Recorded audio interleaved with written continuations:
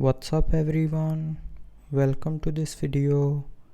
In this video I will show you how to fix if mobile data isn't working on your Xiaomi phone.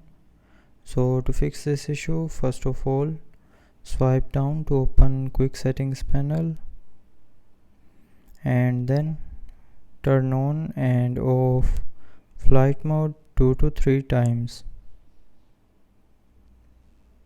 Now after doing this, the mobile data will start working, but if you are still facing the issue, then check your network connection. So if you are getting 3 or less than 3 bars of signals, it means your network connection is poor.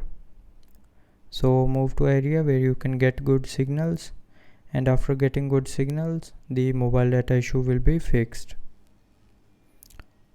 But after this, if you're still facing the issue, then try restarting your phone. So to restart, press and hold on the power button. Now swipe down, and when this circle gets green, then you can lift up your finger to restart your phone. And after restarting your phone, the mobile data will start working properly.